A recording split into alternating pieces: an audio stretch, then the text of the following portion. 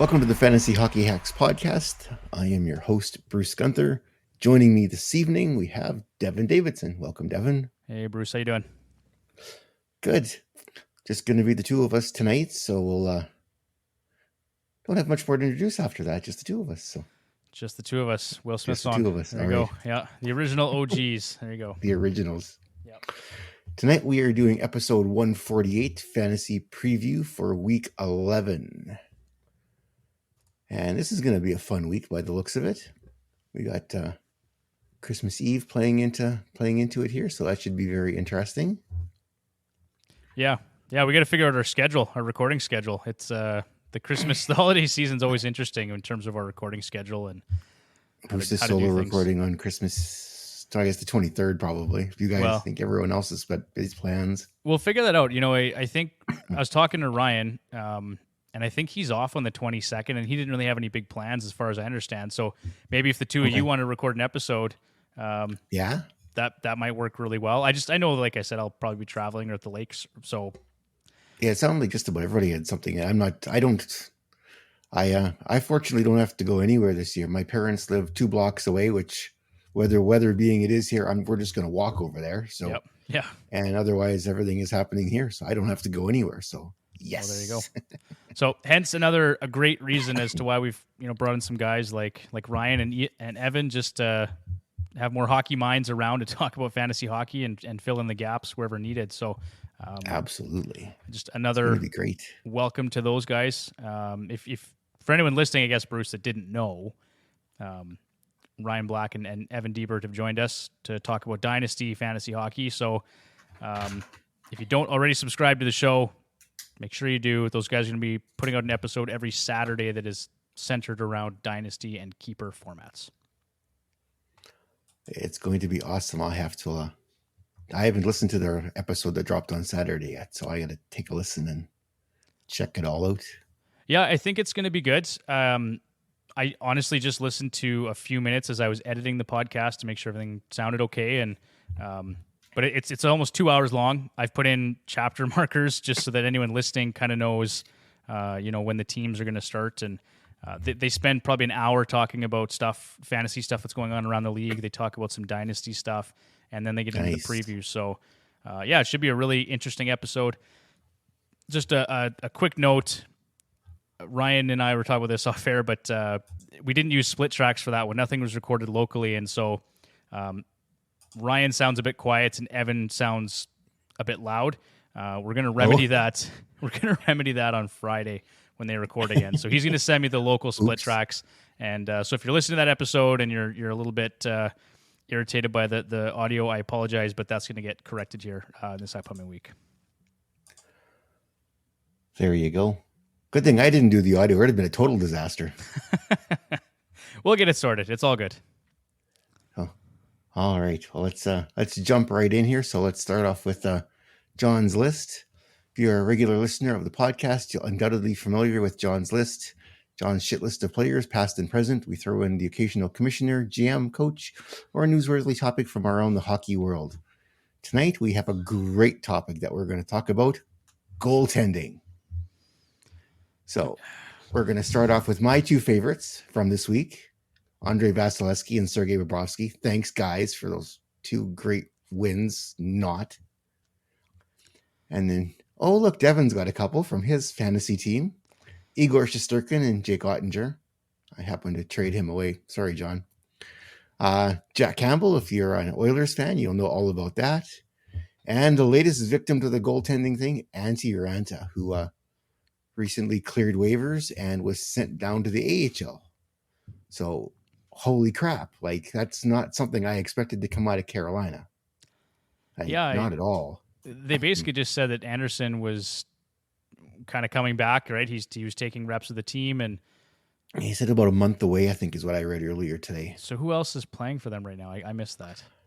They are bringing up a goalie from the ECHL, is what it sounds like, to sit behind Kochetkov for the short term. So I guess, and that kind of lends to our waiver wire targets later in the show, Bruce. We're going to talk about Kochetkov because he's obviously going to be a big target for a lot of fantasy owners, managers moving forward here.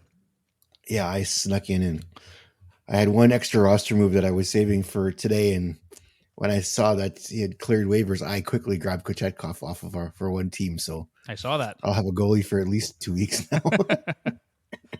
I have to say, I am a little surprised that nobody took a chance on him, given that he had $1.5 million AAV, and it's an expiring contract. I know he's been awful this year, but he's a career .915, and maybe he just needs a change of scenery. He is one of those goaltenders that he's frequently injured. He's getting older, but it's pretty low risk. Like, you're basically signing that guy for half a season.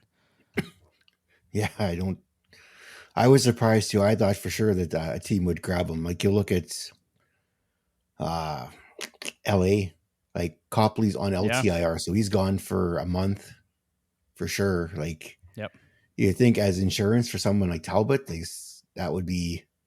I don't know what their cap space is like though for LA, but I would have thought, because I don't think after watching the highlights from Jack Campbell's last game last night, he isn't coming back up anytime soon. Oh my God. He better not be, right?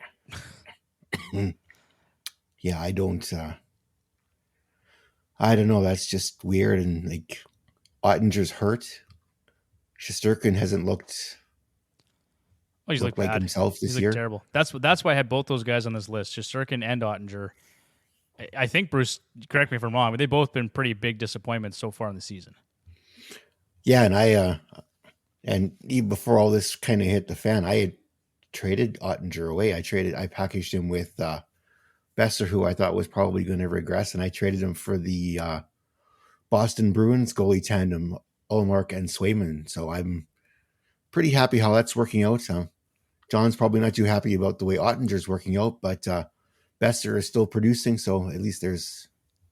He's on a 59 goal pace right now, Bruce.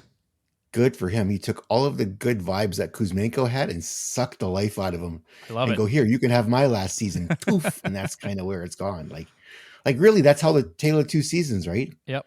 Besser couldn't do a thing last night, and Kuzmenko couldn't do anything wrong. And this year, it's the complete reverse. I think after everything that went on last season for Besser, I'm just happy to see him finding some success, right? Just all the personal stuff. And, like all the crap and stuff that he's had to go through the past few seasons, like, this is fantastic for him. Like, couldn't be happier for him. So I hope that Ish hits 30% and doesn't turn back, Bruce. Only during the week that John plays me. Other than that, he's fine. There you go. If you could take that week off, that would be fantastic. Oh, look. You got a guest.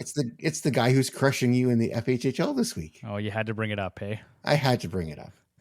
Am I? He hasn't even checked. He didn't even know. He didn't. If he hadn't said anything, you wouldn't have known. You should check. Well, while Devon and I are talking goaltending, you quickly check because you'll definitely want to see those numbers. Yeah.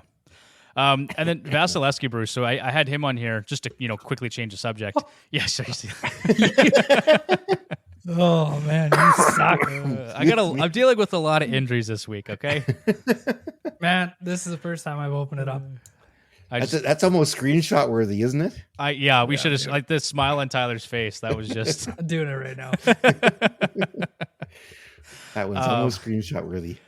Vasilevsky. The Oilers put up a club record 57 shots on goal. I didn't look at the shot attempts, but I mean that's just classic Edmonton Oilers getting goalied by an elite goaltender. Bobrovsky, whatever. They were just I didn't even watch the third period last night. That was a dumpster fire of a game. Yeah, they were not defending well at all last night. Not at all. No. That game against Tampa was kind of a scheduled loss for them, being at home as long as they have and how well they played. But Vasilevsky making the saves that he did and no saves happening at the other end of the ice, that was the game. Yeah.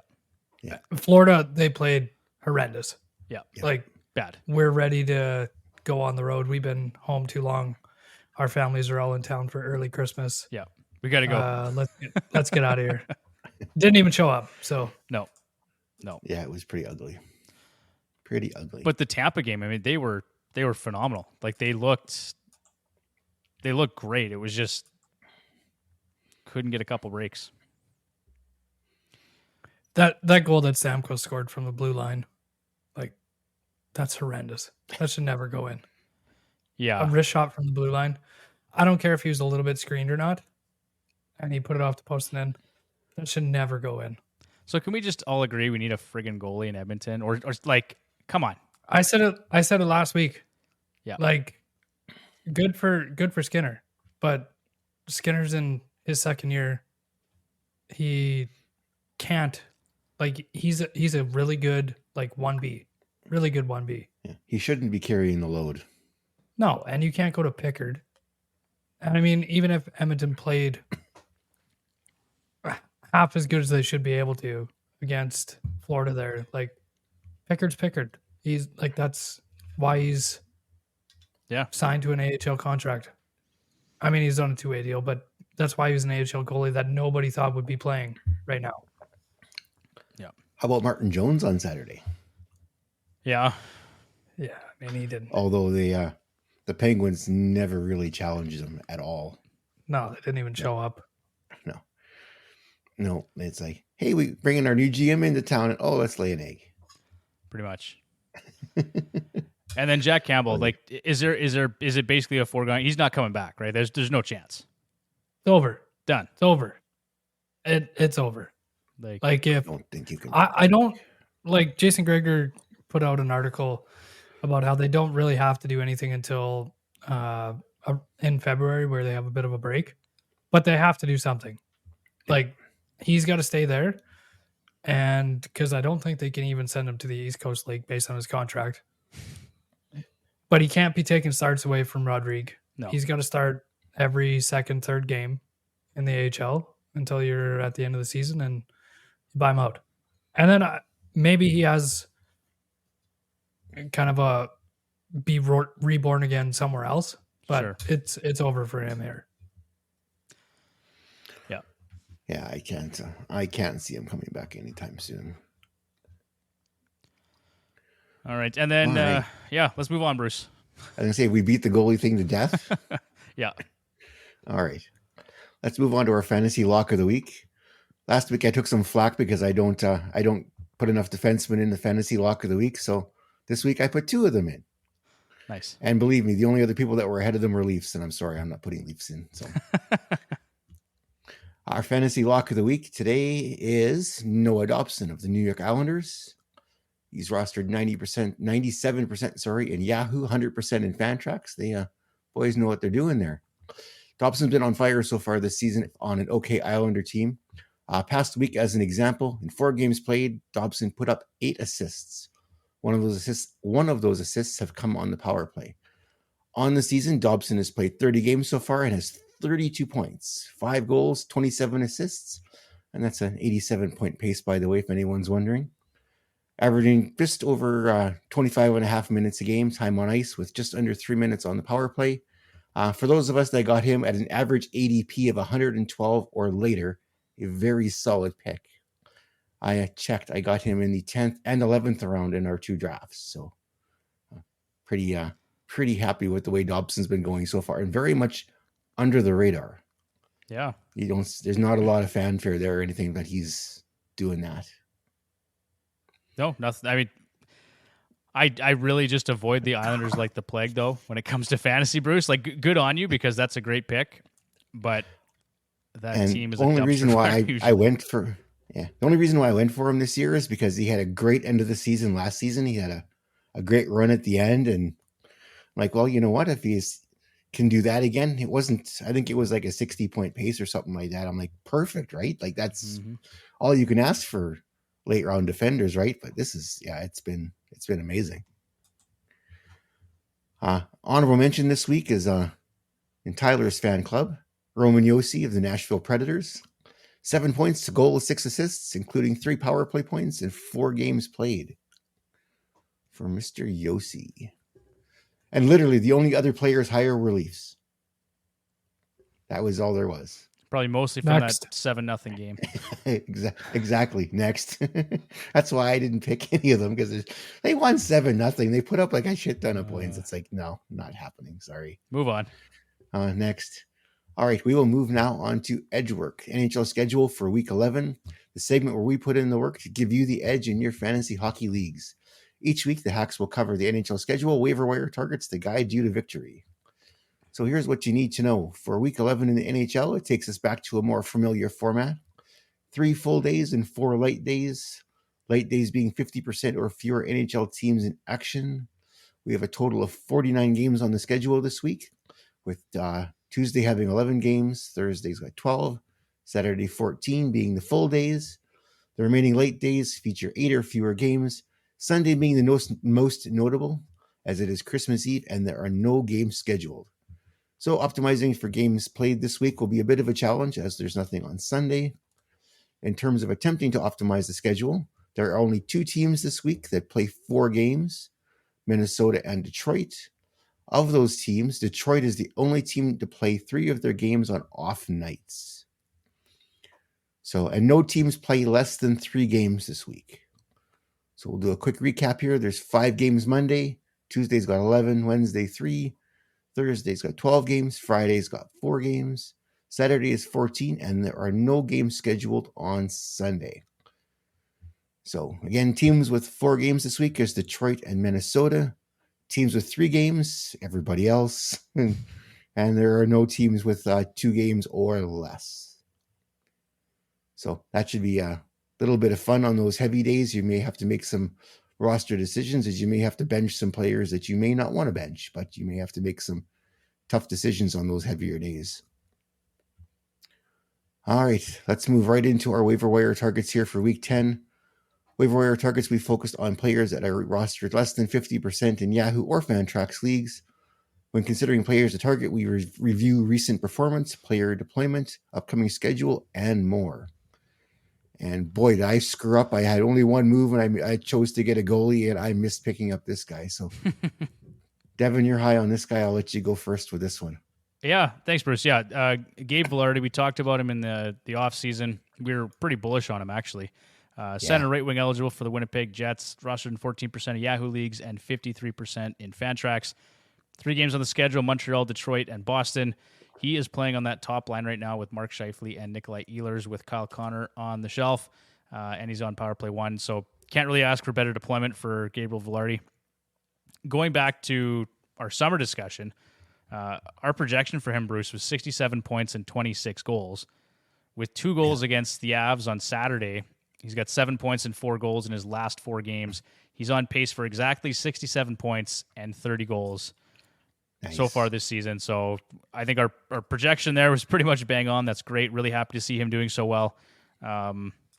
He's going to top 70 points potentially this year. Now, the other thing is, keep in mind that Kyle Connor is coming back at some point, and he's not going to continue to get that deployment all season long. But he's set himself up here for a really nice role for the remainder of the season. So probably a grab and hold, I would say. Other managers will be happy too. He's got a teammate here that's showing some signs of life too, with Connor being out, is Nikolai Ehlers. Mm-hmm. He had 7 points this last week too. I think was the exact opposite of what Vilardi was. So Vilardi had 3 goals and 4 assists, or was it 4 goals? Either way, 4 goals, 3 assists. Yeah. Yeah. So Ehlers was the opposite of that for 7 points this week. So making some hay too while Connor's out of the lineup. So just making Tyler and I pull our hair out. We've been waiting for Nikolai Ehlers to do something for like 5 years. I don't have any. I don't have any here either, so I don't have to worry about that so much. You actually don't have any, though. No, I don't up here. No, it's pretty shiny. Yeah. Tyler, you and I are about on the same pace here. I mean, we joke, but you still got some hair up top. You're fine. Yeah, I'm going to go to Turkey here at some point, but. Yeah. Gabe Vilardi, go grab him. Yeah. Tyler, you want to talk about the next guy? It's either that or the next guy below him, and I don't think you really want to talk about him too badly. So I'll take the next one below him. You want Cirelli? It's surprising, I know, but I have him on my team, so I'll talk about him. Okay. All right. I'll go with Anthony. I'll take Cirelli here. So Anthony Cirelli, Tampa Bay Lightning. He's rostered 6% in Yahoo, 24% in Fantrax. 3 games coming up this week. St. Louis at home, Vegas at home, and on the road to Washington. He's on line 2 with Tanner Jeannot and Brandon Hagel. Cirelli is not typically known for his offense, but has sure looked good recently with 8 points, 6 goals in his last 10 games played. Cirelli's individual shooting percentage, or ish as we like to call it, is a bit inflated relative to his career average, 14.8 versus 13.1. But everything else looks sustainable, and the secondary assist rate suggests further production And please make lots of passes to Brandon Hagel so he can score, because my fantasy team needs Hagel to score. Yeah, Sorella looks good. He's one of those guys, like he goes through spurts like this, right, where he has some production. Generally, he's just relied upon for his defensive game, but right now he looks pretty good. And center right wing eligible is always nice too. Very nice. I have too many right wingers on my team. I need left wingers. They're all on LTIR. Oy. All right, Tyler, you're up. Next guy, Nazem Kadri. Surprising enough, I do have him on my team. I think I took him pretty late. I think. I'm sure I did take him very early. I think he was just there. Roster 54% Yahoo, 73% Fantrax. I think all 73% of those people have been waiting really until the last 2 weeks, maybe 3 weeks, because he didn't do anything before that. Mm-hmm. But he's actually doing something now. He's got 3 games this week: Florida, Anaheim, LA. Playing on line 3 with Zary and Pospisil. 22 points, 8 goals in 30 games to date this season. A lot of those coming in the last couple of weeks. Best showing since his breakout year with the Avs. Typically reliable source of shots, hits, and goals, assists. It does look promising right now. I know a lot. For me personally, holding on to him, there was so many times when I wanted to drop him. Not just because he's a Flames player, but also because he was doing nothing. So are most of the Flames for the first month and a half, 2 months of the season. But he looks like he's going to have a pretty good season here, unfortunately. Well, they only play Edmonton? Have they played Edmonton yet this season? No, not till February. Yeah, February's late. first time. My God. First game that we're all going to. Who makes the NHL schedule anyway? And they screwed it up. No, But it's been weird without Kachuk there anyway, so yeah, it's different. It's different now. I guess Kadri's got to take over Kachuk's spot. Yeah. To some degree. Yeah. To some degree. No, he's been good, Tyler. To your credit, 9 points, 4 goals in his last 10 games. So he's looked really good recently. Yeah. It was a rough start. First 3 weeks of the season looked pretty bad for him. So yeah. Starting to put it together a little bit here. Speaking of Flames, our next waiver wire pick is another Flame. Blake Coleman. He is center right wing eligible, roster 37% in Yahoo and 37% in Fantrax. Don't see that too often. Games same as above, Florida, Anaheim, and LA. He is on line 3 with Backlund and Huberdeau. See, Huberdeau's down to the third line already. Coleman has been hot as of late with 8 points, 3 goals in his last 9 games. And that's in spite of the fact that Coleman gets little to no time on the Flames power play. Playing alongside Michael Backlund and Jonathan Huberdeau is an excellent place to find offense. And other than an inflated shooting percentage, no, none of those guys have an inflated shooting percentage. There is no significant red flags for the 32-year-old. And I think he even made the comment himself the other day, he's probably playing his best hockey as he's been a member of the Flames. Well, you remember how good he was in Tampa, right? He was a key piece of that third line, right? That was him, Gaudreau. Yep. Yeah, it was Barclay Gaudreau, Barclay right? Gaudreau and Maroon, right? Was it Maroon? Maybe. Was it? The third line, whoever it was. I know what you're talking about. It was incredible. Yeah, they could do no wrong, basically, those three. No, they're a big part of those cup runs for sure. So it's good to see him, I guess. For him personally, it's good to see him doing something. But and for fantasy managers, yeah, give him a look right now. Definitely. Who wants next one? I'll grab this one, I guess. All right. Thomas Hertl. I think we talked about this on Wednesday too, Bruce. You weren't here, but this is one of your recommendations for some of the injuries we were dealing with. I think the Kyle Connor injury. Yeah. So, but just want to talk about this one again. Thomas Hertl, center right wing eligible for San Jose, 52% rostered in Yahoo, 80% in Fantrax. 3 games this week: LA, Arizona, and Vancouver, and he's on line 1 with William Eklund and Alexander Barabanov. San Jose has been surprisingly valuable actually this season in terms of fantasy production. For Hertl himself personally, off to his best start since 2020-2021 with 24 points and 9 goals in 29 games. That is a 68-point pace over a full season. There's limited options in San Jose, as we know. Hertl's playing massive minutes, 21-17 average time on ice and 74% power play share. And if you play in leagues that count face-off wins, Hurdle is winning 57% of his draws and could seriously contribute in that category. 8 points, 5 goals in his last 8 games played. The guy looks great. And the window's got to be closing on picking this guy up fairly soon, or is everyone just because it's San Jose, they don't want to pick him up? Because it seems like every other week we have him in here. Yeah, there's He's definitely putting up concern. points, but there's definitely he's still only at 52%, which is yeah, for sure it's a surprise. But yeah, like there's not a whole lot to like in San Jose, really. There's Granlund, there's Hurdle. I think Blackwood and Kakinen are streaming options, matchup dependent, but yeah. Just seems like he's on here a lot. That's all. Yeah. Tyler, you should maybe talk about Chandler Stevenson. Yeah, you should. I do like him. Roster 33% in Yahoo, 67% in Fantrax. 3 games this week. Playing on the second line with Marchessault and Howden. Productive with 6 points, 3 goals in the last 5 games. Ice time is good, 1809. Average time on ice, 52% power play share. One big concern, though, is his shot volume, which is not good. I know we've talked about it before. If he ever bumped that up to like 2.5, even he 2 wouldn't be at 33%. Even 2 would be good. 2 would be great. I'd 2 take would be 2. great. Yeah. I don't think he's ever going to do it. He's kind of a pass first guy. But that whole team is kind of piling up points, so he's a good option there. Scored again tonight. And I know that because I've got him in our ESPN league. So,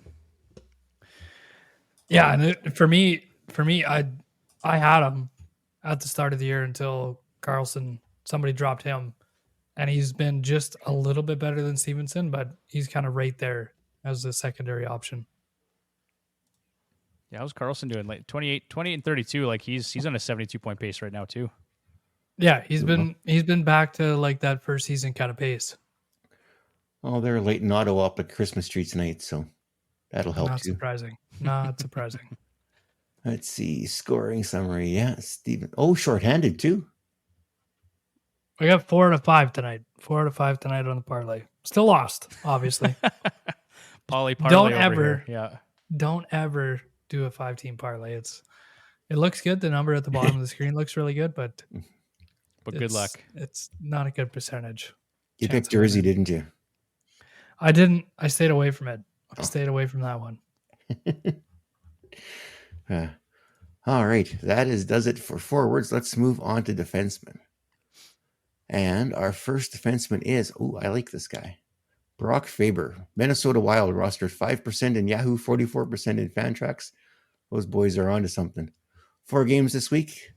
On the road at Pittsburgh and Boston. At home to Montreal and then Boston again. That's going to be a fun week. He's in the first pairing with Jacob Middleton, power play 1. Faber has struggled a bit to produce consistent offense with just 12 points in 28 games. However, the Wild rookie is still playing at a 35-point pace and insane minutes, averaging 24 minutes tonight through the first 28 games. But since Brodin and Spurgeon gone down, he has been averaging over 30 minutes a game in each of the last 2 contests, with roughly a 62 to 70% power play share. Faber has also provided a hit in each of the past 4 games while chipping in 3 blocks per game over the past 3 games. Been watching him since the beginning of the season. I think he's one of the reasons why Kalen Addison got the boot out of there. But holy crap, like they're riding the youth on the defense. But he's played really, really well. He does not look out of place back there at all. No, and Kalen Addison was never given minutes like this. Like they obviously trust him significantly more to play defense. No, Faber is way ahead of Addison in terms of actual defending capabilities. Way ahead of him. So if you're desperate for a defenseman, he'll get you some category coverage and it takes a shot or 2 a night. I think I didn't look specifically, but yeah, not huge. But I think the big thing is the deployment. Like if he's getting, it's the deployment. He's playing everything. He's playing everywhere. So he's going to start putting up some everywhere. Points. Yeah. He's not going to have 12 points in 28 games forever. No. All right. Who wants to talk about OEL? Devon does. Yeah. No, he Devon does. does. Yeah. Well, I mean, I rostered him early in the season when Aaron Ekblad and Brandon Montour were out, and he was actually really good. I was surprised. 37% rostered in Yahoo, 68% in Fantrax. Again, 4 games on the schedule, if that's correct. That may be false. But anyway, but he's getting top pairing minutes right now. So playing with Gustav Forsling. Ekblad's dealing with injury again, so he's kind of day-to-day, not exactly sure what's going on there. He's been producing, though, 5 points, 2 goals in his last 8 games, providing some category coverage in terms of hits, blocks, and penalty minutes, and he was given keys to the Ferrari on the 14th against Vancouver. He played .442 on the power play, 78% power play share. Last night against Edmonton, though, he only played 46% power play share as Brandon Montour wiggled his way back in there, but he still had 2 assists, 1 shot, 2 hits, and just over 19 minutes of time on ice. So I think particularly in deep leagues, OEL's got something to offer, especially if Ekblad is dealing with some injury still. No, he's still finding a way to be relevant. So kind of thought after they'd come back, he'd find himself possibly in the press box, but he's finding his way there, which is good. Tyler, that means you get to talk about him, Toronto Maple Leaf. Yuck. Jake McCabe. Rostered 12%. I think part of this, even having him on here, is just the lack of actual players that can play defense for Toronto. He's not a bit of a heater. I know he just got his first goal of the season here. I think on Friday or Saturday. He does have some coverage with 2 penalty minutes per game, 2 hits per game, 7 blocks, +6 rating. Time on ice is good. Definitely a deep league option. Real deep. Real deep. This is like a Sunday. You're kind of tied with whoever you're playing, and the Leafs are playing. But really, it's more of a Saturday thing because I don't even think they play Sundays because they got to be on Hockey Night in Canada. So there you go. Real deep league. Yep. We're scraping the bottom of the barrel on that one for sure. Yeah. Yeah. Yeah, defensemen at this time of year, it's unless you got people that are stepping in for injuries and that, it's pretty bottom of the barrel by this time. I guess the other name too I've been hearing lots about, and I didn't even look him up to go through his numbers, but Braden McNabb for Vegas has been a popular waiver wire ad this week amongst other content creators and accounts that I follow on Twitter. So him and Martinez for their category coverage, they were popular last year too, when they're healthy. Yeah, like he's throwing out lots of hits, lots of blocks. He put up a few points. Yeah. The only other one I'd add is Thomas Harley. Yep. He's actually playing around 20 minutes a night, and he's putting up a couple of points here. So he's even getting some time on the power play, like power play 2 for sure. But I thought I saw him out there on power play 1 actually yesterday. Yeah, he's got 2. It's another pretty deep league option. Yeah, it's never good when a defenseman has more goals than assists, but 7 goals on the season is pretty good. Well, he's got 7 points here in his last 9. So, and actually shooting the puck too. He's shot the puck over 3 times or better in 4 or 5 games in his last 10. Good option. Yep. Probably better than McCabe. Probably. If it's a bangers league though, McCabe's got something to offer too, I think. Yeah. There you go. That is it for defensemen. Let us move on to goaltending. All right. Who wants to take the first one? I picked him up. I'll take him. All right. Go for it. Devon loves him. Devon loves Devon Levi. Yeah. What can I say? I've dropped him and picked him up, I think, a couple times now in at least one of our leagues. 53% rostered in Yahoo, 76% in Fantrax. 3 games this week: Columbus, Toronto, New York. He's been outstanding of late. He's won 3 of 4 games. The only loss coming to Montreal in overtime. And in those 4 games, he's allowed just 2 goals or fewer with a 3-0-1 record, a 1.7 goals against, and a 941 save percentage. I think he's all but taken over the crease in Buffalo at this point. Still available in roughly 45% of Yahoo leagues. The thing for me is that UPL's been brutal. Eric They started Comrie. him last night. I know, but he wasn't good, right? I saw that. So the thing is, like, it's just UPL has not been good. He's kind of just lost his grip on the net. He had a chance to take it over, didn't. Devon Levi, since coming back, has been fantastic. We expected some inconsistency with Buffalo. We expected inconsistency with a young goaltender, but he looks really good right now. And the window, as you had talked about earlier, Bruce, the window to acquire this guy is closing. Like, you're not going to have a chance to grab him much longer. So if he's still there, go grab I'm him. just waiting until you drop him. I'm going to have to hold on to him for a while because my other goaltenders are shitting the bed, Bruce. Speaking of terrible goaltending, this is one comment I found off of Twitter or X tonight. Just take a so Ottawa is losing to Vegas. Korpisalo started tonight for Ottawa. Korpisalo is about as useful as a screen door on a submarine tonight. Woof. Honestly, with Ottawa, as soon as they fire the coach and they bring somebody else in, He'll get they're better. going to be okay. They're going to be okay because they have all of the pieces. Yeah. Even with Korpisalo, with that contract and everything, they still have all of the pieces. It just feels like a team that is waiting for DJ Smith to get fired and somebody else to be brought in. Probably the entire coaching staff, actually. Just a matter of time. It's coming. It really feels, it's weird that it's lasted this long, but even just watching the games, it feels like they're just waiting for that to happen so they can actually, and now is a good time. Now is a good time because they're just under 500. That division nobody's really running away with it. There's no three teams that are in control of it. Now is the time to do it. I don't know why they're waiting so long. Even to put somebody in their interim, now is the time to do it. Yeah. Yeah, maybe they just. Who knows? Who knows? Bruce, you got to talk about this next guy. Oh, absolutely, because I was all over this one. So Peter Kochetkov for the Carolina Hurricanes, rostered 39% in Yahoo. That number is about to go up dramatically, 49% in Fantrax. 3 games, Vegas, Pittsburgh, and the Islanders.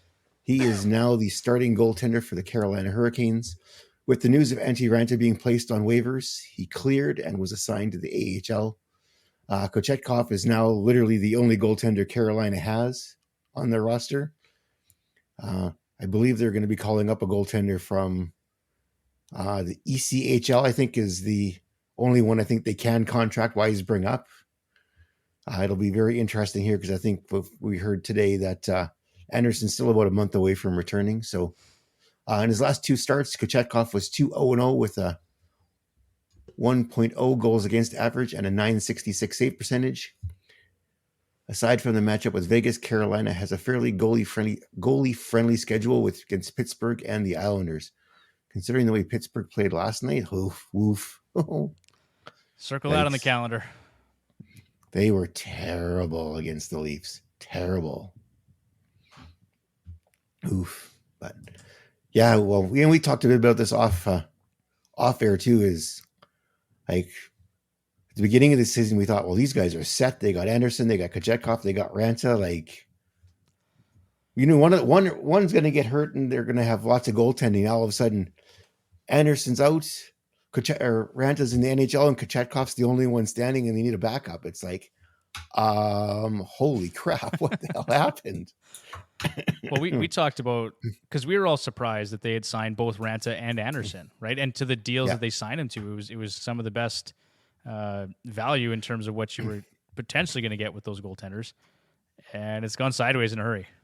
I kind of have the feeling the reason why they sent Raanta down is I think they want to get him they want him to find himself, right? Kind of like what the Oilers are kind of hoping Campbell will do, except I think get Raanta some playing time in the AHL and get his confidence back up and then bring him back up, right? I don't think they expect him to be down there for an extended period of time because at the moment, I don't think they've officially called anybody up. So they're an e-bug situation here if they for their backup goalie. So that's kind of like Dallas for the next few days. They're an e-bug because of their salary cap situation of what happened to Ottinger. So I think it was more of a wake up call for the team because the team is not playing like they've played for the last 3 or 4 seasons. Like they're not They're anywhere close to not what as they've done defensively before. solid in that. No, and Aho even talked about it as a wake up call for the team. Yeah. Those numbers that he had were horrendous for Ranta, but it's a lot like Edmonton where they're just not playing the way that they should. And a lot of that's reflecting on the goaltending. Yeah. And like Ranta doesn't have much of an excuse because he wasn't stung by a scorpion or I don't know, whatever the hell else problems he's had in the past. He's actually been healthy and just playing like shit. So they had said after his last loss, he had probably most of the players were out of the room and he was still in his equipment. He wasn't happy with himself. And they said a lot of the players came by and talked with him, gave him a pat on just to let him know, like, to give him some support because apparently he's been very, very hard on himself because he knows he's not playing well. Sorry, Bruce. I was just are we at all surprised the Oilers didn't take a swing on Ranta? Like, I didn't look at the cap situation or anything, but he's an obvious upgrade on Campbell and Pickard. Don't have the cap space. Not at those numbers. Like he has worse save percentage than Campbell did when he went down. Yeah. Like it's not an option. And really right now, I think the Oilers want to get through the Christmas break, get through January, play a better defensive style of game. If you look at their wins, they're giving up like on average less than 2 goals a game when in their wins. Mm-hmm. So I think they kind of want to get that settled and then they want to bring somebody else in when it's settled. And you're not looking at this next guy who's not going to be anybody that anybody wants to be the guy. And you just want another goalie that's competent. Like 2006? And they want everything to be settled when that happens. Yeah. I don't know that you can wait till the deadline though.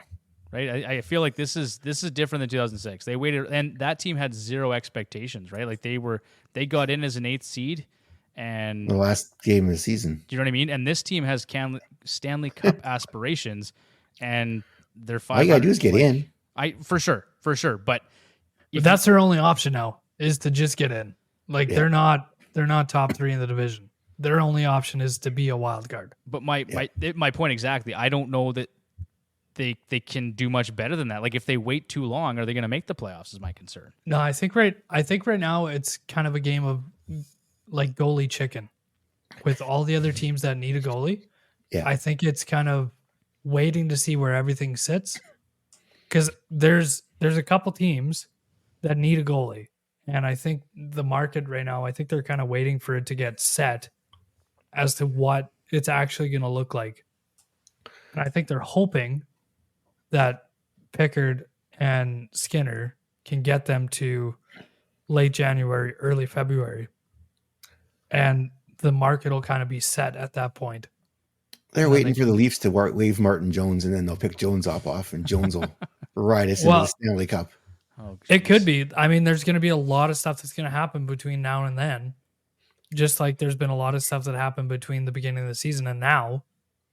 Because the Leafs aren't going to want to carry 3 goalies. That's actually a good point, Bruce. They're not going to keep him. Once Woll is back and healthy, they're going to waive Martin Jones, right? Yeah. Yeah, there's like and them and Detroit and a couple other teams that are carrying 3 or have to put somebody on waivers. You kind of got to like it sucks, but you do have to wait to see, especially with where the cap is. Like you don't have if they had $4 million, if they had $4 million in cap space right now, they would have already made a deal with somebody. Yeah. All right, that horse is dead. On that note, let's move along. Okay, Tyler, you want to take us on to the next one? Ivan Prosvetov. Did I say that right? Sure. We're gonna go with that. That sounded good. Rostered 14%. This would be a great goalie to tandem with somebody like Skinner because they basically have the exact same setup as Edmonton does. A guy that's probably a 1A, 1B-ish, and another guy that's can kind of push for starts but really probably isn't going to be much more than that. Last 5 appearances, 3-1-1 record, 227 goals against, 930 save percentage. Georgiev hasn't been playing that great right now. Kind of why it kind of fits in with Edmonton. Starts are kind of up for grabs. Didn't have a good start against the Jets, but that was kind of schedule loss for them. Bit of a rebound game for the Jets that was kind of set up for them after their playoff loss to them. Yeah, I grabbed this guy in our ESPN league. I think with Georgiev struggling, he's been struggling big time this year. He looked great last year. Maybe some regression happening, I'm not sure, but Prosvetov has looked quite good, like save for that start against the Jets. So with all my struggles with Ottinger and Shesterkin, I went and grab this guy, and we'll see what happens. There's a lot of similarities between Edmonton and Colorado, and like obviously Colorado, they've won a cup. You read my mind. They're a little bit further ahead. There is a lot of similarities into the way that they play the game, the way that Edmonton should play the game, up tempo, kind of defend with offense, and 2 goalies that are not a clear cut number 1, and kind of a clear cut probably a number 3 in Prosvetov, but Edmonton needs kind of that guy that's like him right now. Olivier And now Rodrigue. we're done with Edmonton's goalies. Rodrigue? For now. Yeah, no, we're done let's for now. not. Done for now. For a GM that said they were going to let their prospects over percolate in the AHL, it really hasn't happened. Sorry, last thing. I'm still really bitter about Jesper Wallstedt. That was our goaltender of the future right there. They messed that up so bad. I'll move on. There was no point. There's no point in even fucking taking that guy. Like the guy that they took instead to trade the pick didn't make any sense. Now we're done. No, no. Yeah. All right. Last one on the list here is Scott Wedgwood, 5% Yahoo, 15% in Fantrax.